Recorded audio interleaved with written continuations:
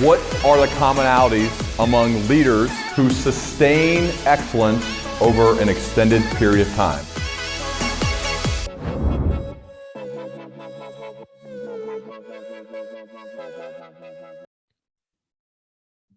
McKeel, man, it's so good to see you. Welcome finally to the Learning Leader Show. Long time coming. Well, it's great to be here. I've admired what you do for years, and so today is an honor, a thrill. Well, I want to go back to the first time we met in person. So I was asked to speak at a YPO event in Michigan, and I went up there, and so many amazing people I met. And I remember the first time, I think it was within the first 10 to 15 seconds of us talking, you started talking about, and I may pronounce it wrong, but Arete or Arete, as I've heard before. Arete, A-R-E-T-E. And what that means, and I wrote about this in my book, Welcome to Management, but what it means is this concept in ancient Greek thought that in its most basic sense, it refers to excellence of any kind. And to me, this meaning was related to the idea of the fulfillment of purpose or function, the act of living up to one's potential. And when that was the first thing you said to me, I've never heard anyone else say that other than Charlie McMahon, who has been on this show. He said it as a pastor during one of his sermons, which was awesome. And that's actually where I first heard of it. But other than that, I've never heard anyone say it. And this was within the first 15 seconds. So talk to me about that concept and why it's so important to you and why you brought it up in our very first 10, 15 seconds of meeting. Well, you know, I've listened to so many of your shows. You have been my companion on countless runs and walks and travels around the world. And I love how you ask the question about excellence, you know, to business leaders, to leaders of all types. And I have this, kind of unusual educational background for a business leader today, which is, after I studied philosophy and literature in college, I went to seminary. I started my doctoral work in ancient philosophy that I did not complete because I got into the business that I'm in. Is that my mind often goes to kind of ancient, more like timeless ideas when I think of how to make decisions in life and in business. And that concept of Arete, excellence, is so resonant in ancient Greek thought, and I think it really valid today. And there are others, human flourishing and all sorts of things that maybe we'll talk about. But I just wanted to ask you because I'm fascinated by it, and I think I live by it, and I admire people who live by that idea of excellence and fulfilling their potential. Well, we had an incredible dinner that night, and then we promised to keep in touch, which we have. And I remember one of our calls, I believe this was a video call we did on Zoom. You shared with me this, I think it's done in Excel. Is that what you use, Excel? Uh-huh. So can you share more about, you basically track everything and then some when it comes to your life. What is the Excel sheet of your life and why do you track so much of your behaviors and actions each day? Well, there are kind of two parts of it. One is, my observation of really high performing people that I admired who had come from one place and really gone to a whole new level, is that they tend to write stuff down. They're pretty intentional about writing out, usually with their own hand, just things that matter to them, goals, objectives, BHAGs, all that stuff. And I have too. I have for a long time. But accountability is a big other part of it, which is, it's one thing to write things down, but and even put them into action. But are you willing to track progress? Are you willing to sustain that progress over long periods of time? Because that idea of excellence and just living to your potential, you're gonna have a lot of bumps. You're gonna have my observation of really high performing people is you're gonna have long periods where you don't feel like you're making a lot of progress. And so sustaining that self kind of audit on a daily basis has been important. So I think it was 2009, I started keeping this really simple spreadsheet, and I am not any kind of spreadsheet wonk, but it was like literally, January 1 to December 31st every year. And I have a tab for every year since then. And I've added a lot to it through the years, but it starts with, okay, first of all, I travel a lot. Where are you? Mm-hmm. Where are you home or not? Because I wanted to kind of hold myself accountable if I was traveling too much. And then it was, quality of sleep, my physical exercise, what I was eating and drinking, and then goals, and then more like kind of a rating system of, okay, how'd I do today? And then also some gratitude, or if there were some things that I felt like I needed to call out. And through the years, it's been phenomenal, because when I write stuff down and when I track it and I show it to people, I show it all to my wife, I show it to some of my YPO friends, just to make sure I'm, holding myself accountable. It's amazing. Not only the patterns you see, but just, creating great new habits, reaching goals that you never thought were possible, all of that stuff. So, we're in the spirit of growth mindset. We're not a finished project, a finished product. So what are you going to do? How are you going to get yourself to where you really want to go? And to me, it's worked pretty well. So it's really along the lines of what gets measured gets managed. That's spoken in the business world. And for what I've seen with you, it seems that you have taken that a step further, that's what you do for your life. And you believe that in order for you to hold yourself accountable, in order for you to continually work to improve, you need to track it to hold yourself accountable. Is that right? Well, absolutely. And it's not, people are like, oh my gosh, that sounds like a lot of work. Well, maybe the first year, I spent a couple of hours on it, but it doesn't take more than 2 minutes a day to do. It's more just, I spend a lot of time thinking about, okay, what am I trying to do for the next year of my life? And I kind of have two different cycles of planning. For my personal life, I plan it on my birthday. And I want to have my kind of personal planning ready for my birthday, because that's an arbitrary number too, but it's like, okay, well, I'm 53. So this is my 54th year of my life. What do I want to, when I'm standing there on December 31st, what do I want to have accomplished, and what habits do I want to have built in? And did I hold myself accountable to it? So absolutely, you measure it, and it really doesn't take much. I have a really good friend of mine, Andy Bailey, another really disciplined guy who, he just writes his down in like a school teacher's kind of planner for the week. And he has a little code system. He just writes his by hand. You don't have to do it on a spreadsheet. It's just, write stuff down and keep track. Pretty simple. Where do you think that comes from? Is that something within your upbringing? Did you learn that through reading? What was it to say, I need to, this is how I'm going to hold myself accountable? The reason I'm really sticking on this, McKeel, is because I just think, I've seen what you've been able to accomplish, and we're going to get to a lot of that. And I like to deconstruct and distill down the essence of that excellence. And I think for you, this is a really big component to it.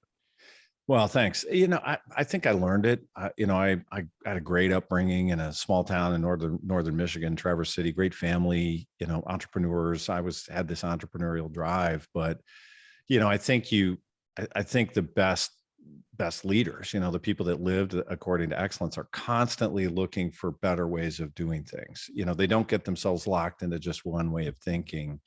And I started discovering that there are these groups of people that seem to accomplish an awful lot more. They use their time better. They tended to be pretty happy and positive. They just got a lot done, and they didn't seem completely stressed out about it. And so I started learning about these disciplines. And of course, you've talked to more of these people than I have. We kind of live in this golden age of habit formation right now. I think of all the great books. The one that first triggered this for me was Darren Hardy's The Compound Effect, and then all the way up to, I think, James Clear's work on Atomic Habits is genius, which is here's how you build cool stuff into your life. Here's how you maybe eliminate some of the things that aren't serving you well, because habits can be good and bad. Some serve you well, some don't. And so my view was, as I learned about it, I'm like, oh my goodness, I can build this stuff into my life without just being a robotic freak about it, and just accomplish more than I ever thought possible, which is don't bound yourself. I think, and I've written and talked a lot about this idea of kind of this boundless leader who breaks through boundaries, because most boundaries are self-imposed. Well, I can never do that. I don't have the background to do that. So, well, why not? Let's make it happen. Let's find somebody who can help get you there. You've talked about redefining the true nature of success in the modern world. And I'd love to get tactical on that, for how you think about that and the advice you give to others, because this one's tough. I remember my friend Jason Gaynard saying What I really realized I was doing something wrong is I was trying to impress a bunch of people who didn't matter. And when I stopped doing that, my life changed. And I'm not trying to get too woo-woo or weird, but you know Right. what I mean? No. I think this is a big deal of trying to define the true nature of what success is for you, especially now in a world where there is constant social media, constant look at me, let's pose in front of whatever. How do you define this, and how have you gotten to the point to where you feel like you've gotten more clear on what this means for you? Well, there are a couple of maybe dimensions of it, and pieces of it are almost a dilemma, right? Which is, I believe in my heart of hearts, and as I've come to discover, is that the people who are happiest with with success are the ones that are more intrinsically motivated rather than through outward signs of that success. They're just, whether it's a musician who performs at a really high level, somebody who works in nonprofit or missionary work, whether it's a business leader that just is beloved by their teams because of the way they mentor them. They don't have to be the richest person or the most visible or successful person, but there's a lot of intrinsic value and motivation to it. And I do believe that that's true. That being said, we're often inspired by what you see in others.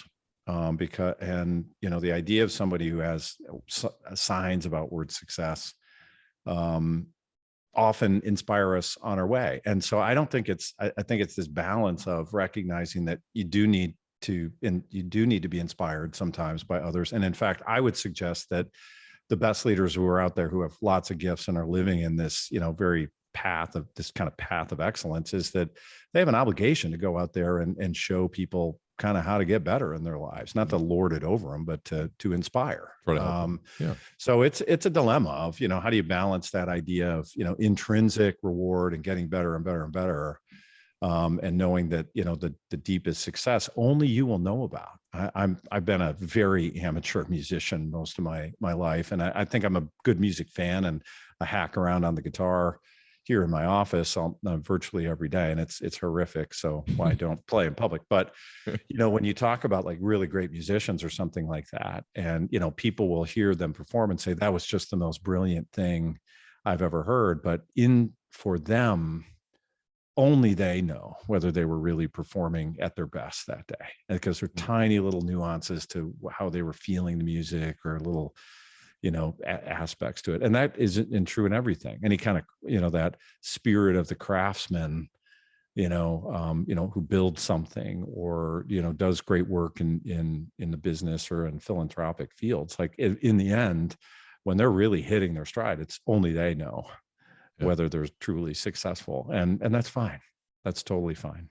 You hinted at this, your early 20s, you said you were sure you were going to be a Russian Orthodox priest. You even earned your master's degree in theology from St. Vladimir's Orthodox Seminary in Yonkers, New York. And then you said, but another path called. What's going through your mind through that stage of your life, and what made you want to do that? And then what was the other path that called? Well, thank you. It's a fascinating part of my history, and it's one I'm truly grateful for. I was an entrepreneur when I was very young. I started my first business when I was 13, which was, believe it or not, an apple orchard. And I learned a lot about business, not the least of which is it's hard to make money growing apples. And I figured I'd study business when I got to college, but when I showed up the day to register for my classes, all the business classes were, full. So I, that day, became an English literature major and just fell in love with kind of the life of mind, and the idea that there were these great thinkers and great writers that I could encounter in an almost personal way by reading and studying them. So it was really a great awakening for me. And I just gobbled it up. So, became this, English philosophy major. I was a really good student, went to Pepperdine University. And I knew I probably wanted to get my doctorate in somebody, because I was just convinced I'm going to be a professor, I'm going to be a teacher, and I want to live this way. But what I really wanted to study was hard. And I had a mentor, teacher, professor friend of mine who said, well, you've been kind of coming to church with me. He was Russian Orthodox. I know you like Russian literature. You like that whole kind of intellectual tradition. There's a, why don't you join the church and go to seminary in New York? And it had never occurred to me. And I loved that community and fell in love with that faith tradition, very rich, fragrant, traditional, definitely conservative by any kind of modern standards. But the seminary life was very disciplined, the way I live my life. It's up in the morning early and late at night, and you're working all day. And but what I just set all of what I just set aside and realized one thing: a seminary in that setting is actually a leadership school. It's a school that trains up leaders to go out and lead a community in whatever faith tradition people are part of. And so suddenly I'm like, aha, this is kind of interesting. These aren't just, religious people or scholars, a very scholarly environment. These are leaders. And in fact, when I realized, like, oh my goodness, the church was one of the first global organizations, and that they've had this great way of replicating their messages and leadership. And I realized, okay, maybe being a priest isn't for me, but I'm fascinated by what I learned. But I'm a closer, so I decided to go to start doctoral studies in Boston, and then I just suddenly realized, oh my goodness, the academic life is just, I could do it, it'd be fine. Wanted to finish, but the audiences are very small. Spending years and years and years writing books that very few, if any, people would ever read, just to get published. It was just not attractive to me. And I realized that, yes, I like the life of mind, and I like learning, but I didn't need any more education to fulfill my needs. And my family had this business in this kind of niche insurance space. And I said, maybe I'll take a couple of years off and go work in the business and figure out what I really want to do, and engage with bigger audiences than I was thinking I needed to engage with. And so I did something very unusual for me. I quit that whole line of my life, and I went back and started working in the family business, and took it over a couple of years later. And I just love it. I'm still a little bit like Jim Collins described. I'm kind of like a self-employed professor learner, but I run this, nice business, and I've been able to do some great things. And I love it. I love the way it's all worked out.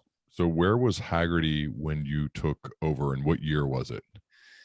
Well, I came back in 1995. The business started in the early 80s, and talk about a niche. My parents, this was a second business for them. They started up in this space of insurance for wooden boats, if you can imagine, classic wooden boats. Can you imagine a smaller niche? My dad and mom had an insurance business that they sold.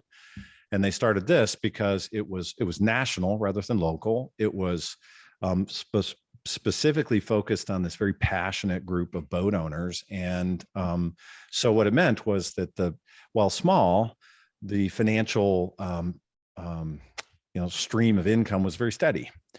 And by the time I got back there, we were a boat family. We were also a vintage car family. My sisters and I were kind of lightly involved in this classic car side of the business, kind of two sides of it. And I said, wait a minute, I started thinking about it. This could actually be a pretty good sized business if we really threw ourselves at it. And I actually remember the day I was in a Plato class in Boston, and we were reading Plato's Republic. And I used to take notes in a certain way. I'd write class notes on one side of the page, and then on the empty side of the page on the left, I'd write like other things I was thinking about. And I came up with this whole idea of, what if we actually didn't talk about insurance? What if we just treated this more like a club of people of common interests? And I literally closed my notebook. It was like a lightning strike. I closed my notebook and got up and walked out of class, and the rest is history. Wow. So in 95 you started, and you took over a few years later? Yeah, 97. And then, like fully really engaged in it in 1999, which also happened to be the year I started learning about YPO. And that's when I poured rocket fuel on my life. So it's wow, been pretty amazing. And YPO, so Young Presidents Organization, is Yes. what YPO stands for. And that's how we've come to know each other. Right. So I want to oscillate back and forth between Sure, Hagerty and of course. YPO, because they were going on at the same time. So you're running the show now at the family business. How many employees did you have at the time in 99? I think when I started, it was when I came back, we were 35, 40 employees. And, now we have 1,600 and are operating a lot of countries and hiring 500 more in the next year. So, wow, we're doing very well. Obviously some massive growth since you've taken over. And this probably could take forever, but what are a few of the keys of what's happened over the past 20 years to go from a 35 person small business to now this global enterprise? Well, it's been interesting. And I go to a lot of my learning, which is I think my kind of unusual approach to business is that I go to human need rather than to financial need. And, I think so many businesses, we go out and we get ourselves in way too competitive of a mindset. You find your market and you're making your products or doing what you need to do. And you just get locked in these competitive battles rather than to say, okay, what are the human needs that I'm really trying to fulfill here? And how could I create unique value and that could be significantly different than what people had thought before. And so my approach to business is often, it's like, I call it kind of the peeling of the onion approach. It's not this graph and chart model of, hey, let's go from X percentage of growth to the next percentage of growth. It's how can we peel this onion and go down a deeper layer so we can better engage with people who have these needs. And in my case, it was this. I didn't have to invent cool cars and I didn't have to invent people's love for it. I just had to tap into that love for cars and give them stuff that they really wanted kind of better than anybody else. And every single year, Ryan, ever since I've been kind of on this path, like right in front of my eyes, when I think I really know what I do, and we've been far away in the leader in our space for a long time, I'm like, oh my gosh, there's another thing we could do. There's a deeper understanding that I could tap into. So it's really been this idea of discovery, tapping into a niche for all of your listeners out there who are interested in niche businesses. It's a great way to go because, it's like blue ocean versus red ocean strategy, go where other people aren't. But I strongly, recommend that idea of, go where there's human desire. And in my case, like real passion, because people who love cars, they love cars. They are not trying to figure out how to spend less money on it next year. They're trying to figure out how to make more money so they can spend more on it. And that's what we feed. And it started with insurance and now it's events and storage and media and all sorts of. I was going to ask you, so there had to be inflection points along the way where you realized we're not just insuring wooden boats. Mm-hmm. Now we're going to insure these classic cars. So can you maybe pick one or two that were big, steep growth moments for your company when you had an idea, you decided to tap into that idea to really go beyond what because you could have just stayed and been really good at what you've done. Mm-hmm. And I feel like you've done that and also been an and business. And we do this and we do this, kind of like improv training, right? And they're constantly adding on. Can you maybe pick an example or two that were really big growth years or growth moments for the company because of an idea, and then you executed on the idea? Because that's, sure. We're talking a lot about thinking and philosophy, but at the end of the day, your business and you're not going to grow like you have without the execution part of it. That's critical. So you've gone from idea to execution regularly throughout the past couple of decades. So I'd love to hear some examples there. Yeah, my joke is whenever people point to technology examples is like, just remember the mouse and the graphical user interface was invented by Xerox. It's it was Apple that executed on the idea. So you don't have to be just a big generator of ideas. It's how do you connect ideas into action? And there was kind of I had this second lightning bolt experience in my life. Is YPO, I think it was 2004, 5 maybe. I was at a YPO Branding Conference at the Nike headquarters up in Oregon. And, you walk in there, you've got this, of course, relative to Nike, small business, and you're just blown away by this, incredible campus and, all these pictures of amazing athletes everywhere. And the first thing that they did, because we were meeting a bunch of the top executives, is they played this sizzle reel, right, of videos of all of their incredible sponsored athletes. And it was at the time, it was, Michael Jordan and, Tiger Woods and Lance Armstrong. I get it. We have Lance became controversial, but and I was a cyclist, and I just remember whoa, just like music and rock and roll and all these visuals, and you're impressed, but then you're kind of intimidated because, smaller business, you're like, well, I could never have Tiger Woods working for me. I could never do any of those things. You just you feel small sometimes in the face of those big companies. But it was like day 2 of this conference, and they were talking about some kind of, how they engage young people in high school sports and, connect them with the Nike brand. And there was this phrase of, we don't have to have a sponsored athlete or our logos everywhere. Nike is about the spirit of the sport.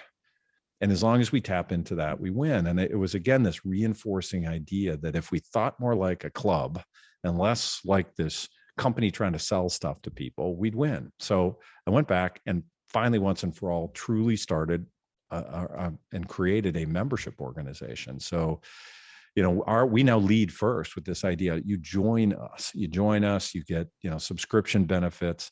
I knew we'd have to master media along the way. So for us, that meant becoming a master of automotive media, which is a huge space, right? Lots of magazines and TV shows and, now digital.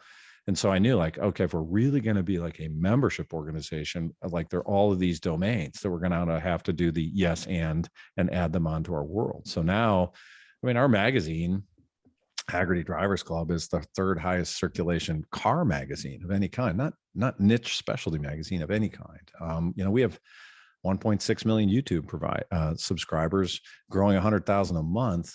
And trust me, there is no talk of insurance in there. It is about the love of cars and great, celebrities talking about cool stuff around the car world. And it just kind of goes from there. So for me, it was, another layer of the onion gets peeled. I had to have, that lightning strike at Nike. And, there's just, I think, a lot of things that people can learn. We get just way too wrapped up in competition and less in creation. And so for me, I'm grateful for those experiences. And you've, we've talked about Jim Collins. It's a guy that you and I have talked about quite a bit. And he's all about your who. And I'm curious, as you're growing from, again, a small family business to this large enterprise, what's your process like for hiring leaders or promoting leaders within your business? Because to me, I think it's important to really analyze and think about some of the must-have qualities in people in order to be a leader at Hagerty. And maybe some of the YPO stuff comes in here too, but I'm curious for you, McKeel, when you think about these are some of the must-haves and people that are going to be with me on this leadership path. Yeah, well, when you have a smaller business and you're just trying to survive or, withstand things like, pandemics, it can feel really hard to be idealistic about the people that you hire. But, I over and over and over again, and I do a lot of mentoring of, venture stage startups and things, is the best day to start thinking about what your culture and what your business stands for the people who work there was yesterday, but the second best day is today. So let's get started. And I think from the beginning, we've always had a very strong human-oriented culture, but you don't define that on the first day of your existence. For us, I think this idea of the growth mindset really works. Every single person who works at Hagerty gets Carol Dweck's book, Mindset. And, we talk a lot about, we call it Hagertized it. We take great ideas and we Hagertize them, turn them into kind of our own branding and our own versions. But this idea that, you're not a finished product.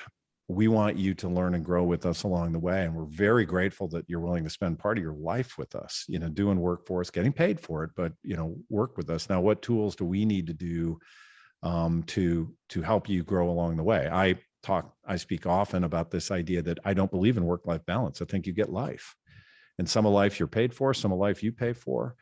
And as businesses have had to play a bigger role in people's lives as things like church attendance and other things have gone down, it's really important that well-run companies recognize we play a big role in people's lives and we need to help people on their journey. So to the point of the types of people that come into our world, hey, I love people who bring great experience to us, but We're growing at, 15, 18% organically per year. And, I'm more of a verbal person than a math person, but that means we're going to double the size of the company every few years.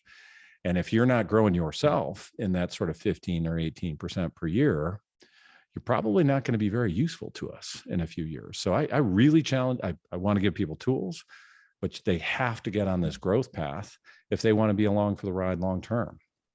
And I think it just changes the way you deal with people when you talk that way. And it's probably strange for some, but I don't care. It's how we do it. When you're interviewing people, not we're going to talk about the YPO time as YPO chair, but when you're interviewing people to work for you, I don't know about you. I'm guessing we're going to be aligned, but we'll see. Maybe not. To me, almost regardless of the role, and most of my time was spent interviewing people in a sales role, but I still think this matters, job agnostic.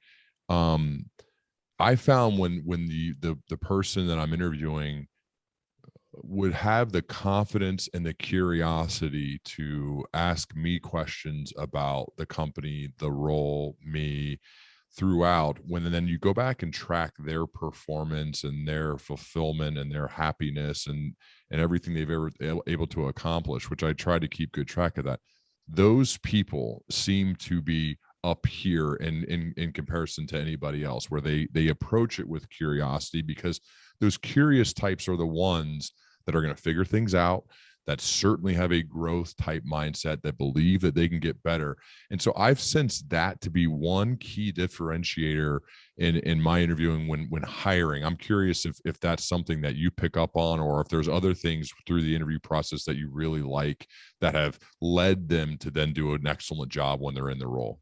Oh, you are so spot on. I couldn't agree more. And I think it goes back to that idea of Arete, excellence, right? Which is, growth mindset, however you want to define it, is that natural curiosity is critical for anybody to be successful. And, as I said, if I'm defining my business as a growth company, and the growth isn't just about, people and process and the financial growth, but about human growth within it. And that includes learning. It includes, willingness to go out and do new things, start new whole businesses along the way.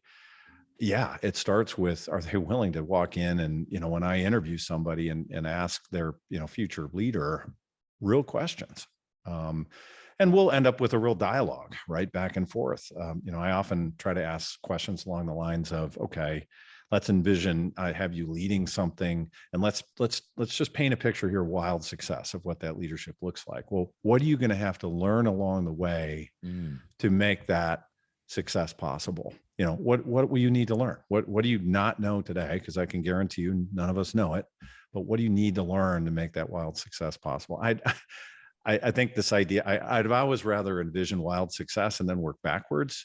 And it sounds strange for somebody who runs a business that deep down underneath we do a lot of insurance. But I just don't think, I don't start with risk. I envision wild success and go from there. And you can tell people right up front who want to attach to that kind of work. And it is work every day, every year. I love that you define it and then work your way back as to and use that critical phrase, like, what do you need to learn? That's a great question.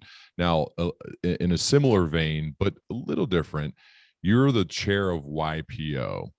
And I was. I'm sorry, you were the chair of YPO. Can you first explain the massive responsibility that role is? Yeah, well, YPO, it was called Young Presidents Organization. It's a group of CEOs, presidents and CEOs. It started in 1950. It's a chapter organization with a presence in over 100 countries, 30,000 members, and the members are, you have to have a certain threshold of employees and revenue, and I don't remember if it's like 14 million in revenue and more than 50 employees. And so it was started with the idea that all of the members aren't just like financial leaders. They're operational leaders doing stuff with people. And when you join a chapter, and then you get into these forum groups, which maybe we can talk about separately, that are really powerful. And I know you've encountered some other members who have described that. But it's not just about financial success at that point. It's about this holistic view of life, which is, and we talk about as business, personal, family. All of it's on the table. when you're in YPO. You're going to be dealing with all of them, not just one. Even if you want to make more money, great, but we're going to talk about your family. We're going to talk about your personal life and your personal growth. So really attracted to it. I think your podcast, the Learning Leader Show, is like kind of very tightly aligned with the DNA of the best YPOers I've met around the world. So for me, this was the rocket fuel in my career. I had lots and lots of education, lots of learning, but I didn't have a business education. And I just had it, when I was younger, I was done with school. I could not imagine going back and getting an MBA. So I knew I needed to learn, and I could learn best from learning from other great, successful people. And YPO just gave me that exposure to, amazing people living this very broad view of success, excellence in so many ways. I was good at it. I liked being a member. I got into kind of chapter leadership and then kind of regional leadership. And then I got on the international board of directors. And then in 2016, I was elected chairman, which was an incredible honor. It's people ask how you get that job. And I'm like, for one thing, we're going to have a few drinks for me to ever explain that piece. But it's like kind of going through an eye of a needle. Incredible honor. I was elected, and I was in Osaka, Japan in 2016. And it was just this incredible journey of kind of being an ambassador to this style of leadership, learning leaders, trying to live an excellent life, and traveled all around the world and met all sorts of heads of state. And my goodness, it was an incredible ride. And then you kind of have an after year. So for me, in the 2017, 2018, and I still do some things with YPO at a strategic level, and just still write about my experiences and know and have friends all over the world. When you said I was good at it, what does it mean to be good at? No, I'm serious, because I think this is like from a community building perspective, people who are joining groups like the forums are, I think, similar to kind of how I run leadership circles, because we become, especially as now my first group is multiple years into this, we become so close. And had some of those meetings where you really get to know people on a deep level. So when you say you were good at it, because I'm curious, like, how do you be a good member? This doesn't only apply to YPO. This applies to any type of organization that you're going to be a part of, that you'd like to lead a team. So how would you define being good at it? Well, one thing that YPO does when you get in and you get in that forum experience is it requires you to be vulnerable personally. And I've become a huge proponent of the fact, if you want to be a leader in anything, you want to be a good friend, you have to be willing to be vulnerable. You have to be willing, you don't have to just, bring the Kleenex out and cry over everything, but now and then you will. Well, I think relationships, I've learned this too, McKeel, relationships move at the speed of vulnerability. They really do. I love that. That's, if I think about my best, deepest friendships, they've moved at that speed, and it takes both people. If it's a one-on-one or in a group, it takes everybody. But I think that aspect of it is, if you can get to that place, and as a leader, it usually starts with you. If you can get there and you go first, man, I mean, it is pretty cool what can happen. You lead with vulnerability, right? I mean, amen, brother. That's the magic formula. And, I sort of envision YPO back in like the 50s and 60s. It was probably a bunch of men, all men, had to be strong, couldn't be vulnerable. But what forum forced them to do is be vulnerable with each other. And, there's confidentiality in the YPO forum. So anything that's said in the privacy of that forum, cannot be shared, which is why I think it allowed people in that different era to be vulnerable. I think people are more comfortable being vulnerable today, but we learn a lot from that. And I love your phrase about, all relationships develop at the speed of your willingness to be vulnerable. And so that's YPO. It's the whole person, it's vulnerability. And then I think in so many ways, it's this idea of generosity. It is not, you pay to be a member of YPO in a chapter and globally, and then you pay to go to events, and some are pretty expensive actually, but none of that happens just because, you pay and therefore there's a performance in front of you, or they hire some, speakers. It's all about how we give to each other. And so the third element, I believe, in not just YPO, but in leadership, is generosity. generosity of spirit, generosity of resources. I'm willing to open up a network to you. And I just met you today. This idea of, you know what? When I first came in, because I had this cool automotive business and, went to all these cool car events, I'd have all these people saying, wow, I've always wanted to go to that event, or I'd always wanted to see a Ferrari like that. I'm like, okay, you want to go see one right now? You want to go to this great event? I'll do it. So immediately this idea of, reciprocity, generosity, not expecting anything back from it, is a key piece. So, whole person vulnerability and then generosity is a key piece. And I think I loved that. I loved the fact that you had to give to get. And the more you give, kind of the more you get in this environment. So, or another way we put it is like, you become YPO chairman by just keep saying yes every time somebody asks you for something until you can't say yes one more time. But I'd do it again in a heartbeat. And it was absolutely an amazing experience. As part of that job, you're on stage interviewing some of the world's most notable people. You can name some of them here. I'm curious, maybe you could share a story or two or a few people that you've met through being on stage in front of thousands of people, and it's one-on-one, you and that other person. And I'd even be curious too about your prep process as someone who interviews people for a living. And I know this is obviously you do too. What can you take us inside some of those moments of preparing and then having conversations on those stages and just meeting these people who are world leaders in most cases, and what that was like for you? Well, incredible, right? And I want to learn from you too, because you've talked to so many similar people, like John Chambers. You had a great conversation with John Chambers. Love John. I did too. I think as a business leader, I don't think you have a better example of someone who lives according to excellence by kind of my definition, has a flourishing life and just lifts people up all around him. Just an incredible guy. Awesome. But the world leadership side, more like people who are leading countries, was definitely new to me. I did not grow up meeting, presidents and prime ministers. Most people do not.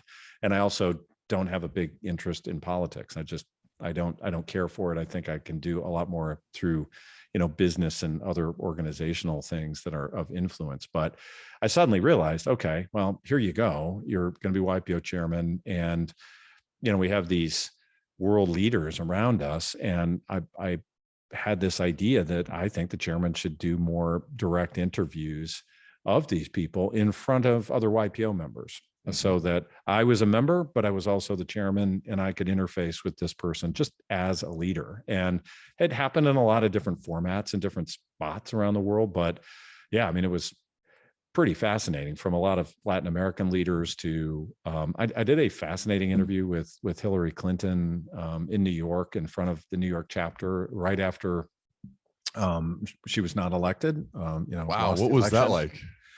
Well, it was interesting. She was, still pretty, down.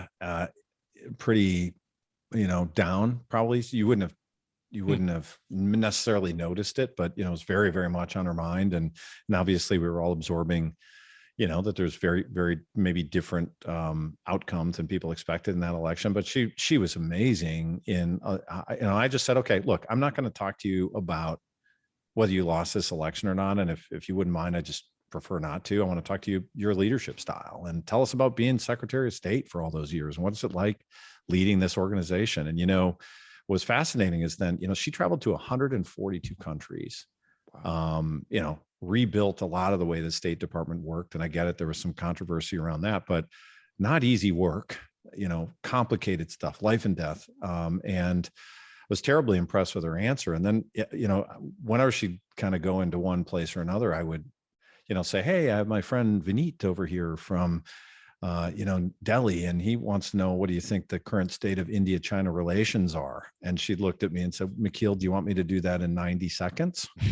And I would say 90 seconds would be just fine. And I've never gone back to the tape to say, I bet it was like 90 seconds on the nose, but she nailed a very complicated topic. But, a few of them that were really powerful, for me was, I became fascinated by the fact that there are these countries that are kind of like niche businesses like I run, people that had created incredible value in a country, surrounded maybe in a tough neighborhood or with other challenges around it, but that had done incredible things by literally redefining how the country functions. And first was Sheikh Mohammed, the ruler of Dubai, incredible leader. And the fact that he has built, and with his amazing team of real thinkers and workers around him, this city state in the Middle East, in a part of the world that, maybe not all of us have thought that much about, but it's tough to do very creative things there. And he did very creative things by creating that airline and liberalizing some of the social parameters that, other countries hadn't around, and yet being very true to his own values. Just incredible how he built this incredible shining star city in the Middle East when other people didn't think it was possible. And by the way, brand new. That country's less than 50 years old. And there it is. Another one was Prime Minister Lee of Singapore, son of the kind of founder of Singapore, Lee Kuan Yew. And again, different challenges, right? City state, not a lot of like geographic power or even economic power, but it's this incredible shining light of entrepreneurialism and safety and all the things that people talk about with Singapore, and spending a bunch of time with him was pretty fascinating, because this idea of being ideologically pragmatic even when other people wouldn't let you be, and realizing that, you just don't want to get, real leaders don't get tied down in ideology. Real leaders have to move forward and create a better reality without it. And then finally, an amazing interview, again, of this kind of niche country model was President Paul Kagame of Rwanda, who literally raised an army, went back into his country and seized it back and created what some people actually refer to as the Singapore of Africa, since 2000. And, I don't think you could meet many leaders who took a country from a worse place where it was literally on fire when he took it over. And he joked with me, he said, there wasn't even a paperclip left if there was a building standing. He said it was on fire, and to not only just rebuild an economy and a society, but to get people who are enemies talking again, part of the process. And I learned something from him, which is, what do you do when your country's on fire? And he said, well, you have to listen to everybody anyway. And he just said, anytime people would come and say, well, this person did that and I lost all of this, he'd say, I'm listening to you and you are going to have your voice heard. But right now I have to do these 10 things before I get to you. Is it okay if we talk in a month or 2 months? And just very soft spoken, but just deliberate. And so for me, I've learned a lot in business about how you can take really difficult circumstances and create this kind of niche reality that's super cool. And so I learned a lot from those 3 leaders. You, in addition to all this cool work, you write a lot, you publish a lot. I've read a lot of them leading up to us talking. I want to talk about the craft of writing for leaders. And I've been beating this drum for a while now, but the reason is because I've found the benefits of a couple aspects of writing. One, I'm a firm believer it creates clarity of thought. You don't fully know what you think about something until you sit down. Like, you've done these incredible interviews, and I bet you learn even more when you have to sit down and write about what you've learned from these amazing leaders. And it makes you a much better speaker and communicator, like you're doing right now, because you've written about all these moments in your life.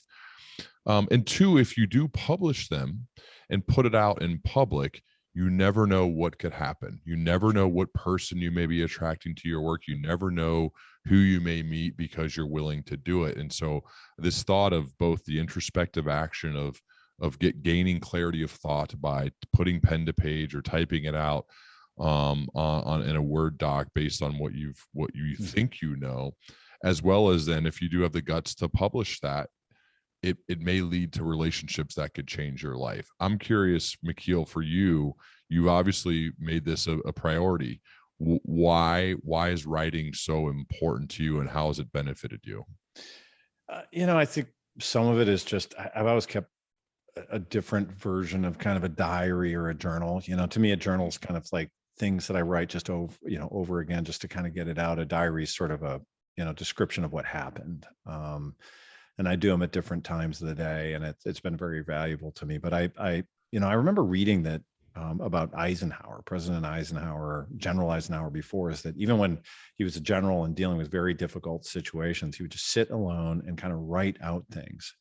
And I refer to it as kind of like, okay, what's the narrative here? Like how do I frame this in my mind? How will I frame it for other people? How can I better understand it by just writing it down? And what you have to realize is that, 99.9% of what you do write is never going to get published, but it's going to help you get clear around your thinking as you describe. And so I do that every day. And, anytime, I started off earlier saying, the highest performing people I know write stuff down for themselves, and then they track their progress. So it's a discipline. You'll never see me far without my notebook of, I write stuff down, and I write and I rewrite, and I think about what's that narrative that I need to be presenting, and, to create clarity of thought for me.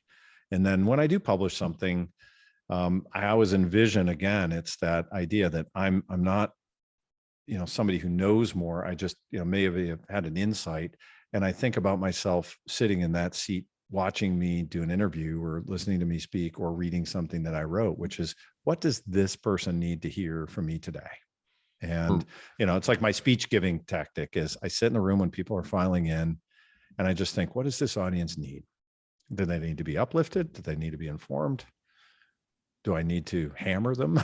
Which is unlikely, but that's how I approach reading and writing and just kind of thinking.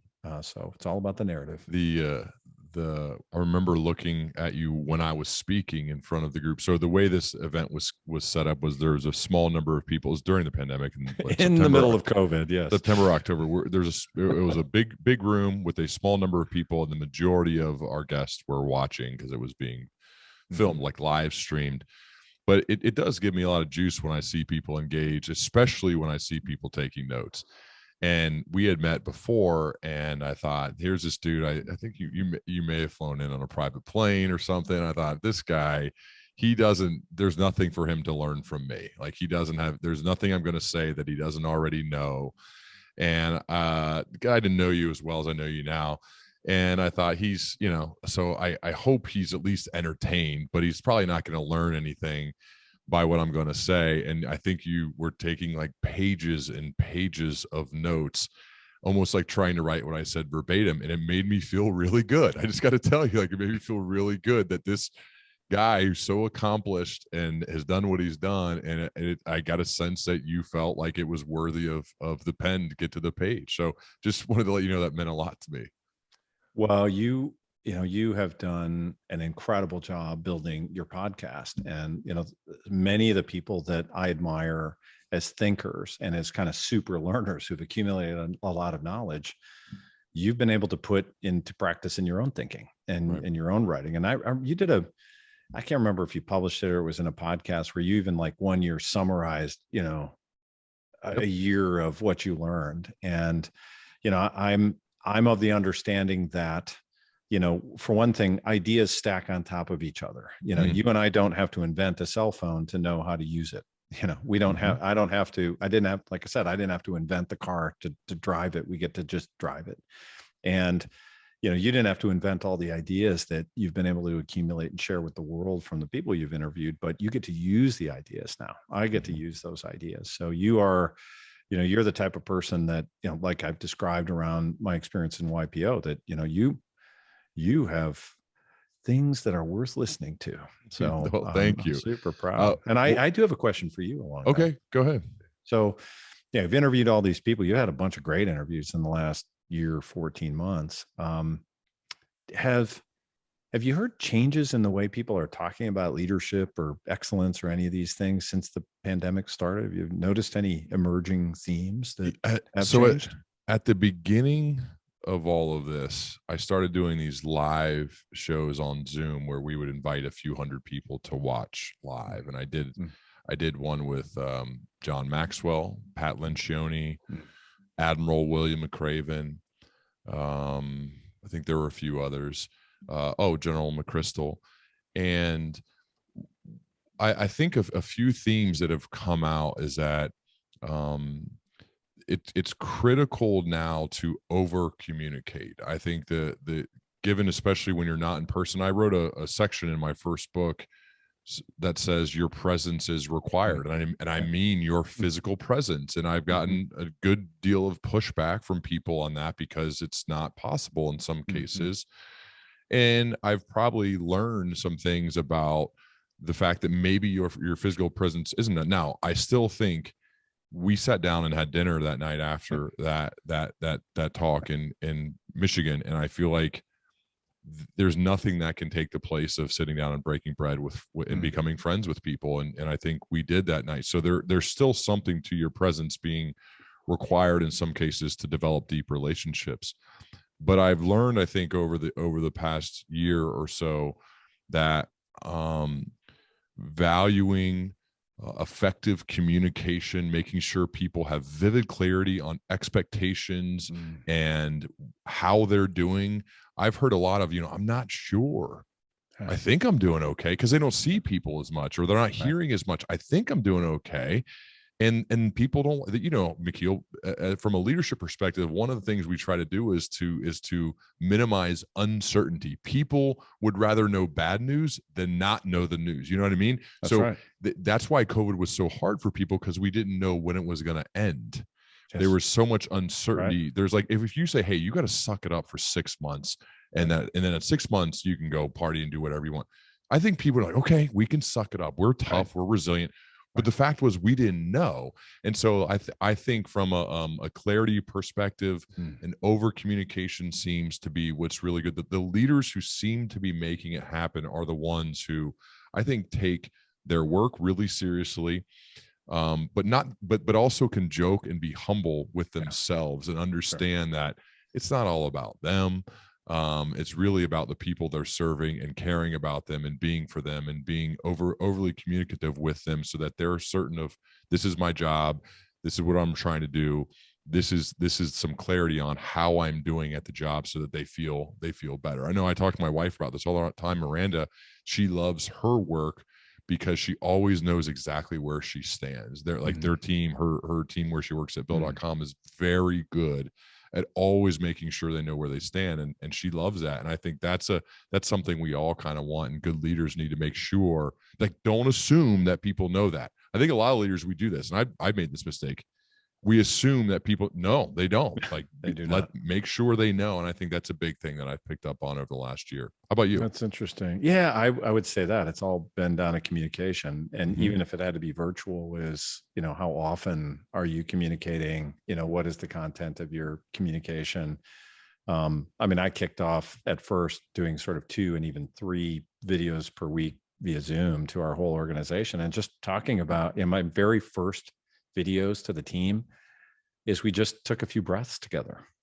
I said, I saw people freaking out all over the place, and I just said, we're just going to take a few minutes, and I'm going to stare into this camera, and we're going to take a few breaths together. And while I do have a meditation practice, it was no guided meditation. I just said, based on my very amateurish understanding of neuroscience, is that if when people are taking short breaths, they are not listening to you.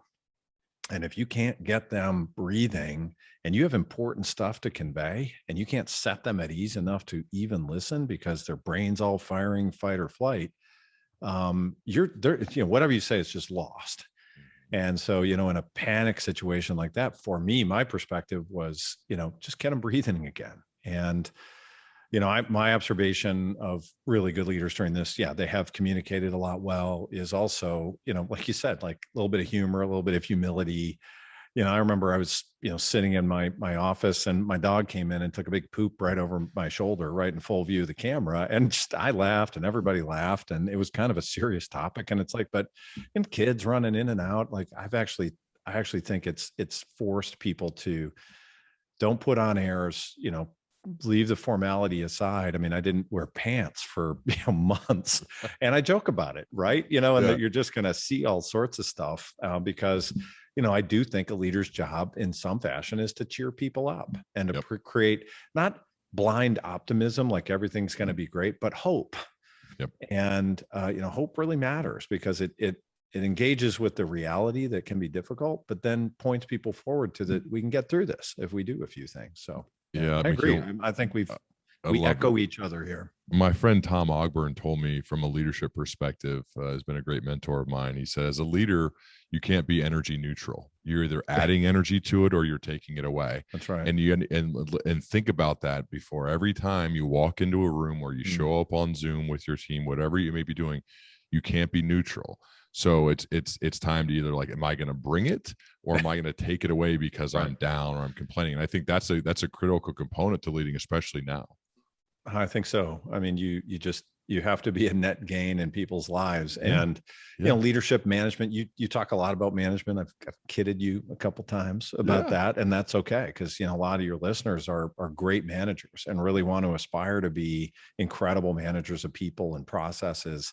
Is that idea of how you come off. And that, you know, the energy you bring to a room, even if you're a real introvert. I'm, believe it or not, like I am, you know, Myers-Briggs, I am an INTJ, and I mean very introverted, but I've learned how to act more in a more extroverted way. And for me, it just means I got to recharge alone now and then. Well, as if it's really annoying, I go suck my thumb in the corner, you know, like, oh, please take this away. But you have to be willing, again, vulnerability, right? Tap in, show people, you know, shed a tear when you need to, laugh when you need to, you know, make fun of all the interesting stuff that's going on. So it's just an incredible journey. And I love hearing your learnings, and, you know, the conversations that you have with people have been really inspiring. Well, thank you so much, man. And thanks for doing this today. It was so good to get one on tape. I know we're going to continue talking. Is there anywhere you'd send people to learn more about you online? Well, they can go to McKeel, Hagerty.com. It's where that's where everything I've published, or a lot of my speeches and recordings and things, will land there. But I'm very active on LinkedIn. So if people ever want to connect, I publish stuff weekly, certainly on there, and love to connect with people, especially if it's about exchanging ideas like we've been having here. So love it, man. Again, somewhere around my name, I think it's also McKeel Hagerty on LinkedIn. Love it. Love it. Well, again, obviously, thank you so much for doing this, man. We will definitely be continuing our dialogue as we both progress, as you know. Amen. You know, a lot of fun. Keep up the great work. Thanks, man.